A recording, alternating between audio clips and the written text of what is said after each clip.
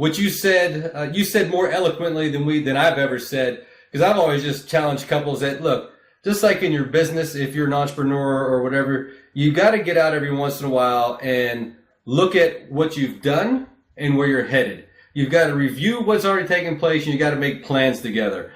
And you know what? A number of years ago, quite a bit ago, that's what we did. And I'm not saying that it was success, home run right out of the ballpark, but holy crap! Let me just say this, guys. Regroup. Giving that amount of power and time and focus to my wife gave me insight. Because look, I think I speak for a lot of guys. Sometimes, as I've told my wife, if you don't tell me, I'm not gonna know. Exactly right. So in that scenario, and here's the thing about it, in that scenario, I've probably learned more about my wife in those focused times than a lifetime together. I've given her the opportunity to open up and say whatever the hell is on her mind without any recourse or anger, right? Because sometimes she's going to tell me, I didn't like when you did X. And crap, I didn't even know it. I had no idea, right? Because like you just said a minute ago, I'm just hard charging. I'm going this way, doing this thing. And I'm not really paying attention to the collateral damage and carnage that I'm leaving behind. But when I stopped and listened, like it opened up my eyes, opened up my ears, and it started to really formulate, okay, I need to think about my partner, my wife in this because, clearly what I'm doing can be a problem. And I think a lot of couples, and, correct me or, if I'm wrong, a lot of couples miss that point. It's not going to be the end all be all solution to everything, but it sure does help a whole lot when you two can just talk. Well, I think the talk thing is, my wife and I were just talking about that. Just about every house has a sofa and a love seat. And so when's the last time you sat, shut everything off, sat on a love seat, and let's talk? Because to me, a relationship's like the Weather Channel. Constant updates. If it's traffic and weather on the 8s, you always are updated. Let's update. At the end of the day, let's sit, share. What's on your mind? How's your day? What's up? Let me make it all about you. You know what I mean? So it's those little things. My wife's sleeping the other day, and she's just had a long day. She's snoozing, and so I've got a long ottoman at the end of my bed, at the king-size bed. So I take a pillow, put it underneath her feet, and pull up the blankets, and I'm massaging her feet at 2:30 in the morning while she's sleeping. And so why wouldn't we do those things? We do them before dating. Why wouldn't we do them for marriage? Yeah, no, I mean, great point. We like to take walks. So we'll walk side by side and we'll talk, or, going back to the whole dinner thing, if it's us two going to dinner, we sit like this, and it freaks people out at the restaurant, and especially if we're facing everybody. Mm-hmm. But I mean, I feel like there's that oneness or that togetherness because we're sitting on the same side of the table. I think what we don't do prior to getting married is write down what it is that I want in a relationship. My wife and I, we met online. So that was a little bit easier because what you do is you write your profile, right? You write down everything that you like in a relationship. She writes down everything, and you look at it and like, yeah, this could work. And why shouldn't it work? Because you've been open. You have no reservation. And I think when we're reserved because, I don't want to say that, or I don't want to do this, or let it out. I think the realness of who we are and what we want is really based on our personality style. One of the things I love is the DISC profile, and I teach that with all the couples. They do that first, and then I role play in the office based on their personality type. And so some people are outgoing, some people are introverts. Some people need to perceive things and kind of digest it and kind of go, okay, I got to think about it. And other ones just go, blah, right? And so who are you? And I think we don't know who we are. How would you define you? And this is why I want you in my life, not why I need you. Why I love you in my life.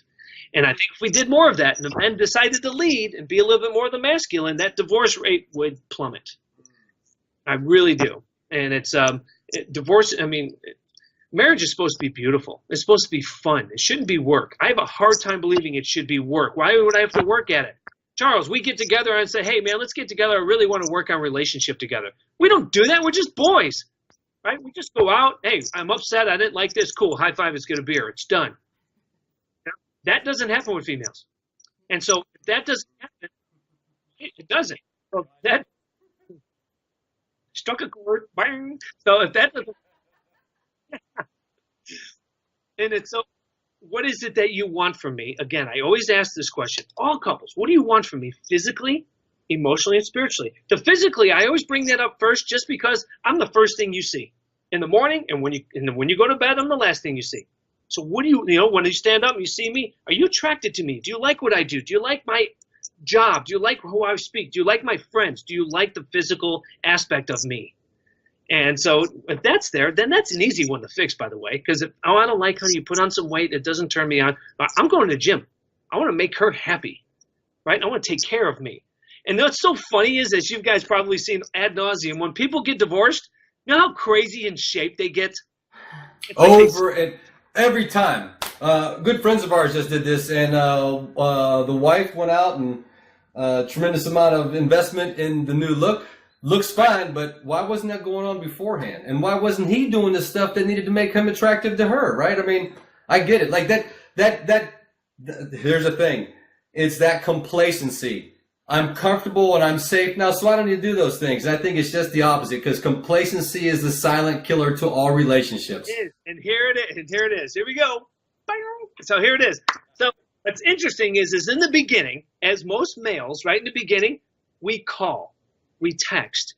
Would you meet up with me? Let's do coffee. Hey, I send you a note, email. I'm just thinking about you. Card, flowers. We do the chase. And she's just like, well, okay. I'm winning her over. And once I, win her over, things are good. What do we do now? Because it's getting kind of boring. Let's get engaged. So then we get engaged. And then things are great. We're looking forward to that date. We're starting to get in our arguments because we're debating on what we want. What's this? Because that should be discussed before you ever get engaged. And don't do that. So we get to the day and we say our I do's, and everything's good. And so when we say our I do's, everything's good. It's kind of boring. You got your job, I have mine. We become a little bit of roommates. And so the chase is gone. I got my stuff to do. I have your stuff to do. Like, honey, can you go pick this up before you go to work? Oh my gosh, she's killing me right now. Didn't bother you before you got married. And so shame on you, right? And vice versa. And so now, it's 2, 3, 4 years. Things are good. Let's have kids. That'll fix it. And so we'll have kids and we'll do this thing. And now the kids are growing a little bit older and we're 5 and 6, 7 years old. And now we become roommates. Sex is once a month. It's a chore. I have no energy. I'm tired. I put my kids as number 1. My spouse is now number 2. And now we wonder why the relationship's falling apart. And that's when I call the high school relationship. Once my kids get in and out of high school, I'm gone. And that happens, daily here in this office. 6 couples yesterday said that to me. 6. As soon as my kids are out of high school, I'm gone. That's craziness. And so, why would you? Now, you're the model. If that's the case, you are modeling for your children. You want to see a failed future? Look at you. Yeah, no, absolutely. And so if you're modeling that way, so then change the model. Well, how do I do that? You need to get well. And so I'm not saying I'm the answer, but holy cow, I've got a few tools to help couples to kind of unite. And I'm a Jesus guy. Straight up, I am. It's how I roll. And it's interesting in Scripture because Jesus reads, I'm the bridegroom. I'm the bridegroom, which means I'm the link between the both of you. Put me in the center and you guys will thrive.